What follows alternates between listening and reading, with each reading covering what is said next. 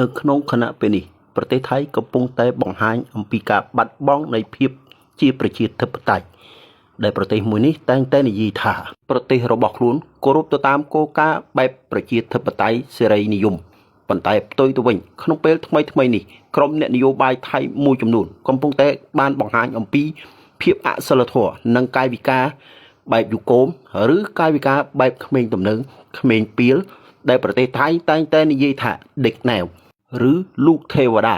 ប៉ុន្តែនៅក្នុងខណៈពេលនេះមិនមែនជាដេកណែវឬលោកទេវតាទៀតទេគឺមានន័យថាចាស់ណែវ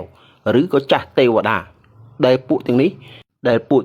គឺជាមន្ត្រីតំណាងរាស្ត្រដែលចូលឈ្មោះបោះឆ្នោតតំណាងឲ្យគណៈបករបស់ខ្លួនប៉ុន្តែផ្ទុយទៅវិញកាយវិការនិងសកម្មភាពរបស់ក្រុមចាស់តំណែងទាំងនេះបានវាយតប់គ្នានៅក្នុងមុខគណៈកម្មការបោះឆ្នោតជ្រើសរើសតំណាងរាស្ត្រនិងជ្រើសរើសតំណាងនាយករដ្ឋមន្ត្រីប្រចាំប្រទេសថៃហើយចំពោះហេតុការណ៍នេះបានមានការភ្ញាក់ផ្អើលយ៉ាងល្បីល្បាញនៅក្នុងបណ្ដាញសង្គមថៃក៏ដូចជានៅក្នុងបណ្ដាញសារព័ត៌មានអន្តរជាតិផងដែរដែលបានបញ្ជាក់អំពីភាពកំសោយនៃការដឹកនាំនៅក្នុងប្រទេសថៃហើយប្រទេសថៃមួយនេះតែងតែធ្វើព័ត៌មានផ្សព្វផ្សាយស្ដីអំពីប្រទេសកម្ពុជាថាជាប្រទេសកុម្មុយនីស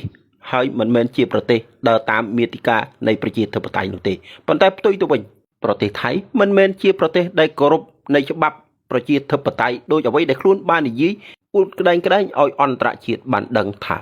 ប្រទេសខ្លួនគឺជាប្រទេសប្រជាធិបតេយ្យប៉ុន្តែនេះគឺជាទង្វើនៃសកម្មភាពបែបអនាធិបតេយ្យទៅវិញនោះទេហើយចំពោះសកម្មភាពនៃមន្ត្រីចូលឈ្មោះក្នុងការបោះឆ្នោតជ្រើសរើសតំណាងរាស្ត្រនិងជ្រើសរើសនាយករដ្ឋមន្ត្រីប្រចាំប្រទេសថៃដែលធ្វើឲ្យប្រជាជនថៃមានការអស់សង្ឃឹមចំពោះសកម្មភាពនិងកាយវិការចំពោះមន្ត្រីទាំងនេះដែលបានបង្ហាញឲ្យឃើញថាប្រទេសថៃកំពុងតែបាត់បង់ជំហរនៃការគ្រប់គ្រងនៅក្នុងច្បាប់នៅក្នុងប្រទេសរបស់ខ្លួនផងដែរហើយខ្ញុំក្នុងនាមជាប្រជាពលរដ្ឋក៏មិនចង់ឃើញមន្ត្រីស្រុកខ្មែរបញ្ចេញកាយវិការសកម្មភាពបែបអសិលធម៌ដោយប្រទេសថៃដែរនោះទេ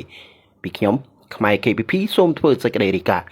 ខ្ញុំក៏សូមថ្លែងអំណរគុណទៅដល់បងប្អូនដែលបានឧបត្ថម្ភមកដល់អង្គភាពខ្ញុំផងដែរសូមជូនពរឲ្យបងប្អូនជួបប្រទេសតែសេចក្តីសុខសេចក្តីចម្រើននិងប្រកបមុខរបរបានជោគជ័យគ្រប់ពេលវេលាសូមអរគុណ